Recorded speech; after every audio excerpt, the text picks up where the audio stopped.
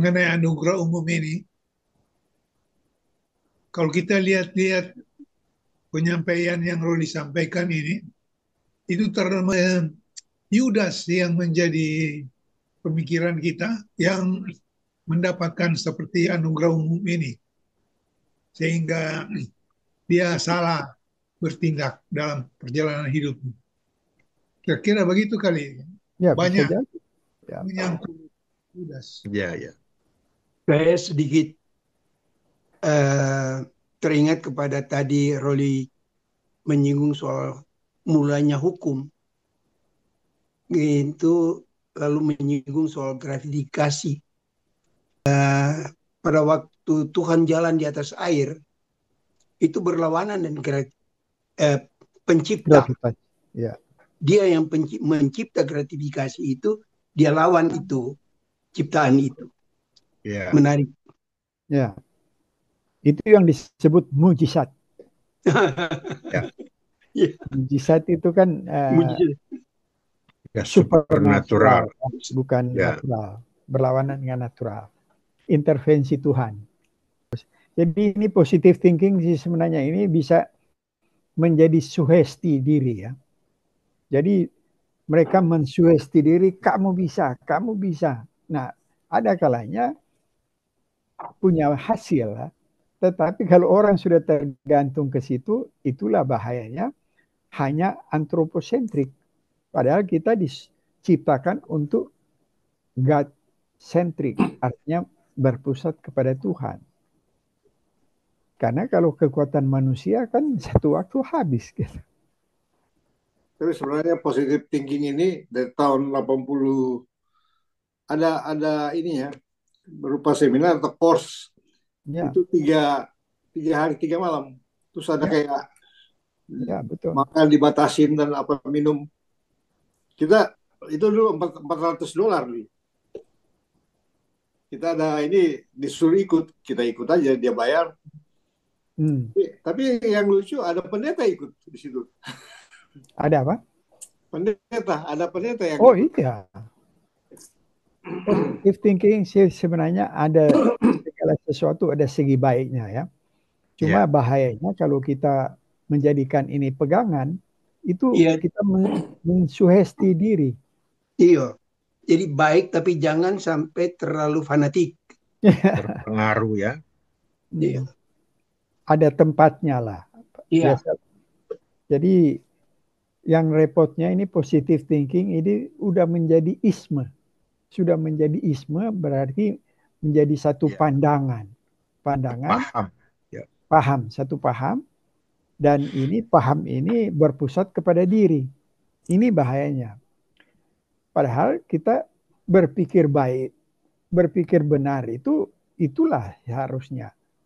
Misalnya kita mendidik anak secara baik itu berpikir benar kan? Tetapi berpikir benar sesuai dengan apa yang Tuhan perintahkan di dalam Alkitab. Karena itu yang pasti menuju kepada kesejahteraan, damai sejahtera. Itu yang dijanjikan Tuhan kan. Sedangkan kalau kita berdasarkan diri sendiri, ini sugesti selalu akan berakhir dengan yang mengecewakan. Seperti Robert Schuller ini ya. Luar biasa, kelihatan orang kagum sekali. Saya tahun 82 ada di Los Angeles, hampir setahun tinggal di sana. Kebetulan tinggal di Hollywood lagi. Karena sekolah dari ponakan si Hari punya kakak itu di bahasa Inggrisnya adanya di Hollywood. Jadi kita harus ambil apartemen di situ. Di antara Sunset Boulevard dan Hollywood Boulevard. Jadi kita di antara situ ya. Jadi cuma kira-kira 500 meter ke Chinese Theater. Ya, tahun 82 karena antar si Hari punya keponakan hampir setahun tinggal di situ. Sering nonton film si Robert Schuller berkhotbah. Melihat dia punya Crystal Cathedral ini yang di backup oleh Pat Boone. Siapa kenal Pat Boone? Ya. Bintang film. Penyanyi. Ya. Penyanyi. Jadi dia yang salah satu penunjang. Di lagu pertama kita tahu Love Letters in the Sun. Wah iya, iya zamannya Sampai umur-umur no. ya. Jadi Berakhir, pendeta akhirnya dia kan. ya berakhir tragis loh. Ini kasihan Ya. Robert Schuller. Karena dia setelah Robert Schuller sudah mulai mau pensiun, anaknya yang ganti jadi pendeta di. Saya masih sering nonton, masih tahun-tahun saya datang sini 2009, masih ada. Dan anaknya yang mimpin. Tiba-tiba Karena sudah dia lama. pakai kemampuan manusia yang terbatas. Iya, betul. Paul Choyonggi lagi seperti yang Pak Pendeta ceritakan. Rupanya ada pengaruh cara berpikir pendeta-pendeta di Indonesia, Pak ya. Siapa sih Ya. Pak Pendeta cerita siapa itu? Yakub Nahwai. Oh, pantas yang dia bilang yang takut COVID itu yang berdosa. Iya. Akhirnya Ya. jemaatnya datang tegur dia. Kalau Robert Schuller dulu, kita pernah kan tiap hari minggu kita ikutin dulu. Gorbachev pernah masuk gereja situ. Ben pernah masuk gereja situ. Oh, Gorbachev yang tuh. Oh, Gorbachev. Oh, Rusia, ya. Oh, Presiden. memang paling terkenal itu. Oh, indah sekali waktu zaman itu kan. Tahun 82, waduh. Nggak ada lawan tuh gereja itu. Dan memang berbahaya sekali ini positive thinking kalau dibalut dengan Alkitab kata menurut mereka jadi seperti lebih hebat sekali. Tapi ya seperti itu di akhirnya mereka bisa menjadi untuk menjudge itu Alkitab justru dan sudah mengatakan ini berlaku, ini tidak berlaku dan hanya ini yang diakui dan ini tidak. Saya pernah berhadapan dengan orang-orang yang seperti itu, yang kelihatannya rohani, tetapi di belakang mereka sudah memperlakukan bahwa di Alkitab itu seperti yang orang mengatakan bahwa kalau yang disebut Alkitab itu adalah berisi firman Tuhan. Dalam arti kata tidak semua apa yang ditulis oleh Alkitab itu firman Tuhan. Nah, ada pandangan liberal yang mengatakan yang dicetak dengan warna merah itulah yang dikatakan firman Tuhan. Kalau tidak ya tidak.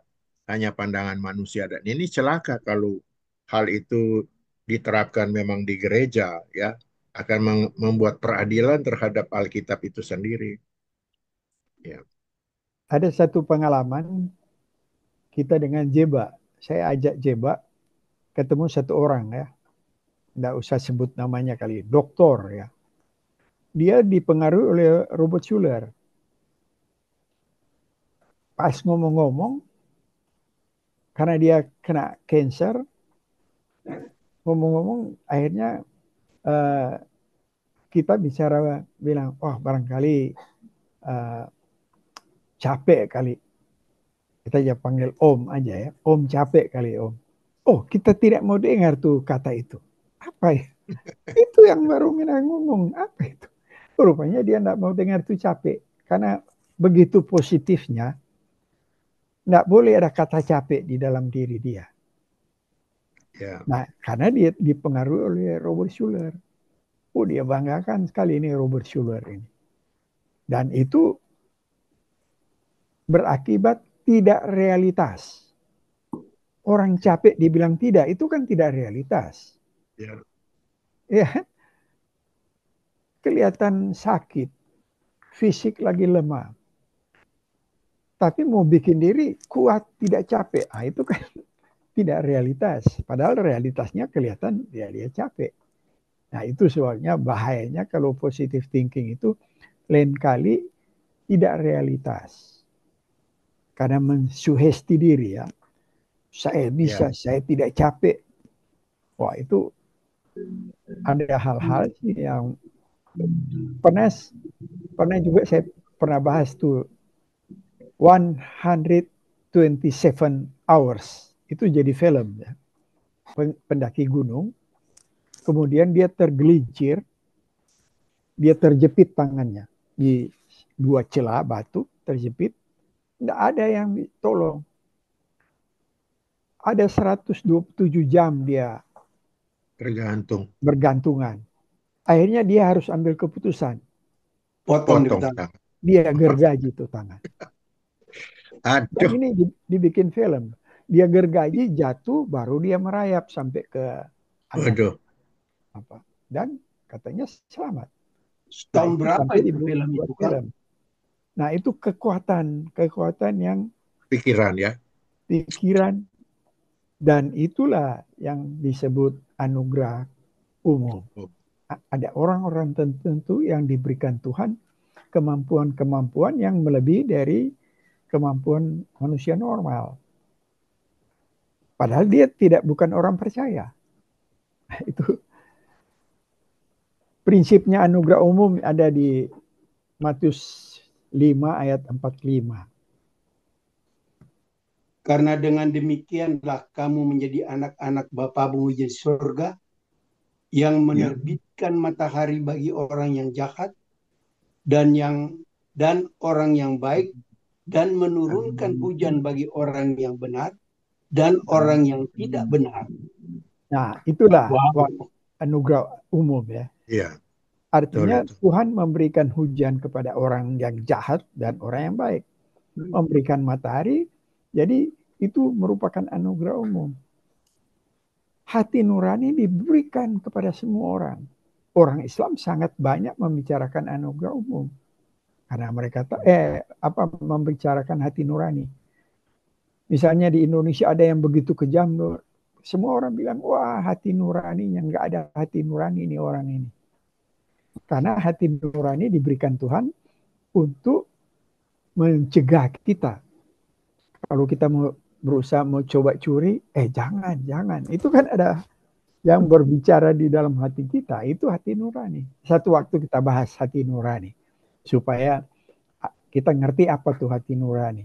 Karena hati nurani itu bisa terpolusi dan tercemar.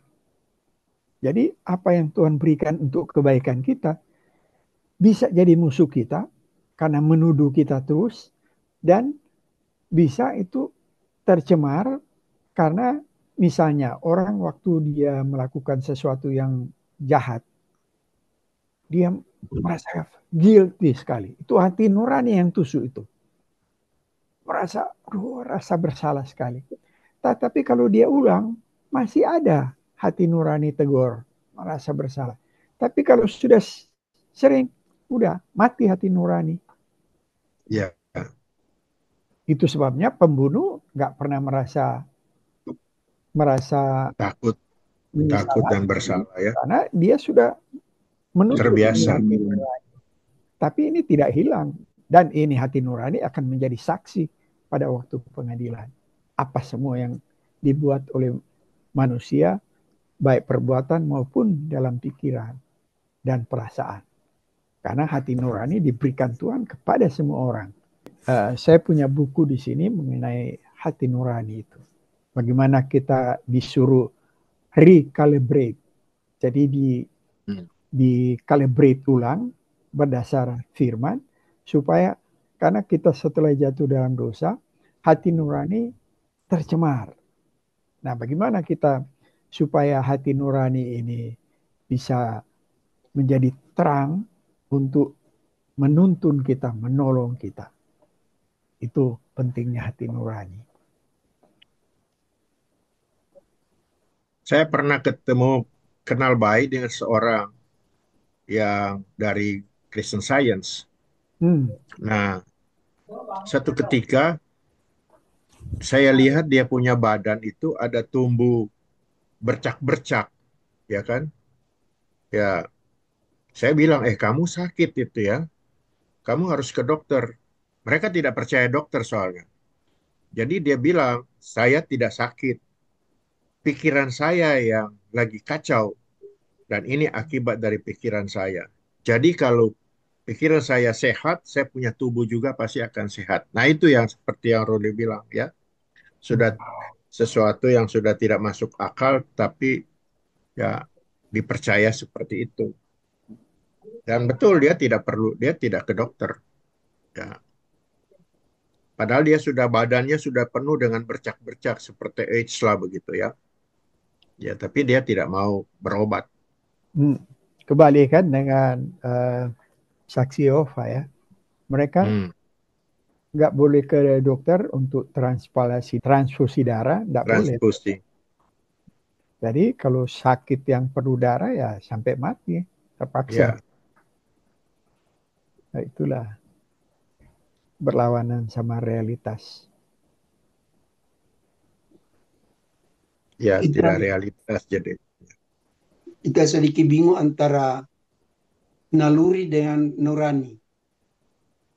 Oh, naluri itu jadi kan semacam emosi yang punya sense, atau ada orang bilang sense keenam ya, Insting. indera keenam ya, insting. Itu dipunyai orang, tetapi itu hati nurani itu pemberian Tuhan, wakil Tuhan yang diberikan kepada kita untuk menuntun kita, mencegah kita melakukan hal-hal yang berlawanan dengan firman. Karena Apa bedanya dengan Roh Kudus? Roh Kudus beda. Roh Kudus itu yang mengiluminasi kita. Tapi kalau kita tidak pergunakan Roh Kudus tidak mau dipaksa, tidak dipaksa ya. Jadi kehadiran Roh Kudus supaya kita yang menyerahkan diri untuk dipimpin Roh Kudus. Tapi kalau kita tidak mau menyerahkan diri untuk dipimpin Roh Kudus tidak akan memaksa. Ya. Tapi tugas Roh Kudus adalah untuk mengiluminasi, menerangi apa yang firman katakan. Tapi kalau hati nurani itu sesuatu yang ditanam di dalam diri manusia, setiap manusia, untuk semacam memberikan warning kalau kita bikin kesalahan. Sebenarnya di tim kita ini kita sudah pernah bahas sedikit mengenai hati nurani, cuma nanti kita ulang supaya ada pemahaman yang baik mengenai hati nurani. Karena ini penting sekali ya.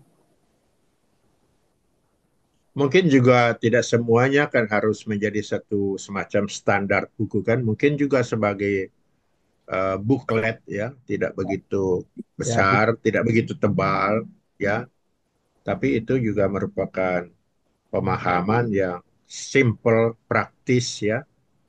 Dan itu saya kira akan lebih berguna. Dan kalau kita hanya berdasarkan semata-mata kepada sumbernya Alkitab, ya memang tidak selalu harus ada referensi buku yang lain kan. Tapi kalau kita mau meningkatkan menjadi satu buku yang lebih standar, nah itu kita perlu referensi seperti itu atau daftar pustaka. Iya boleh Om Roli bikin tulisan-tulisan pendek boleh ya. Nggak harus dalam buku. Ya, karena lebih ringkas, karena akan lebih dan orang sekarang lebih senang membaca yang tidak lagi dengan buku yang tebal-tebal, apalagi kan sekarang sudah bisa mendapatkan semua tulisan melalui internet. Jadi ada salah satu penghalang kita juga. Memang banyak orang semangat ya mau mempelajari buku ya, tapi harusnya penghalang ini harus dihilangkan dulu ya, baru kita bisa membaca. Apa itu penghalang? Jadi ada satu hamba Tuhan, kita pernah dengar, dia berbicara begini, kan kita diberikan Tuhan waktu yang sama kepada semua orang ya, 24 jam. Nah, jadi apa yang kita anggap paling penting itu kita nyatakan di dalam bagaimana kita memberikan waktu. Jadi kita baca, ada satu buku yang mengenai handphone ya, bahayanya handphone. Ada bukunya kita. Jadi dia tulis di situ, sering kalau kita sudah masuk di satu hal di YouTube maksudnya, itu tanpa sadar bisa menyita waktu berjam-jam. Nah, coba kita inventaris waktu misalnya ya. berapa banyak waktu yang kita berikan di YouTube yang bukan firman atau apa ya, yang misalnya di luar firman. Berapa banyak waktu? Kita inventaris. Nah, kalau waktu itu paling banyak di situ, itulah yang kita anggap penting. Lain kali kita juga tanpa sadar kalau lihat berita-berita politik, berjam-jam lain kali. Akhirnya kita ambil keputusan, setiap hari paling tinggi setengah jam kita ke YouTube yang lain-lain. Setengah jam. Atau paling tinggi 1 jam. Dan itu kita tentukan. Sehingga kita tidak mau di HP kalau hanya untuk mencari hal-hal yang bukan firman. Nah, itu langsung patok. Iya. Karena kita bisa tanpa sadar menarik kok. Karena terobsesi. Orang kan mau isi YouTube supaya banyak bisa jadi apa dong bilang tren atau Viral. Viral. Viral. Supaya viral kan mereka bikin yang hebat semua kan. Sehingga orang sangat tertarik untuk melihat. Dan karena begitu banyak orang bikin viral, bisa berjam-jam itu orang lewat di situ. Nah, menurut hamba Tuhan ini, di mana kita memberikan waktu yang terbanyak, itulah yang kita anggap penting. Nah, coba bandingkan misalnya dengan kita belajar firman. Berapa menit, berapa jam. Dibandingkan dengan apa yang kita buang kepada yang lain-lain. Apalagi kalau tergoda dengan game. Wah, ini game yang di handphone luar biasa sekarang. Iya. Dan kalau itu kita masuk ke situ, berarti itu yang kita anggap penting. Ya. Padahal kalau kita yang sudah berumur ini kan sudah harus punya prioritas apa yang penting. Ya. Tapi somehow juga kalau suka nonton YouTube, jadi sekarang kita nonton yang ini, nanti dikasih yang itu juga. Tahu kok itu yang dikasih, yang keluar. Karena itu istilah logaritma. Logaritma. Jadi dia yang YouTube ini tahu kita nonton ini dia akan kasih yang sejenisnya. Karena itu yang kita suka, dia itu logaritma ya. Sehingga dia kasih semua. Misalnya kalau ada orang, kalau di Amerika kan sini gampang ya, nggak ada sensor ya. Jadi misalnya orang mau nonton yang X, dia kasih X semua. Itu logaritma kan, itu, nah itu yang bahaya. Tapi di YouTube, di Facebook juga begitu. Di Facebook juga begitu. Kalau kita orang senang dengan hal misalnya tentang Alkitab, dia akan kasih keluar tentang Alkitab. Begitu juga. Sehingga kalau ada orang yang senang porno, ya porno itu yang keluar. Begitu. Logaritma itu. Ya, logaritma. Begitu juga di sedikit kesaksian Instagram juga seperti itu. Ya, Pak Tondano, silakan. Ya, ini mengenai tadi Roli bilang sultan lama orang itu, orang mau itu toh. Ini kita berpengalaman. Ini kita berpengalaman kan. Jadi orang bandingkan dengan Alkitab. Kadang-kadang orang so serius di satu hal, tiba-tiba kita sadar kita kasih berhenti.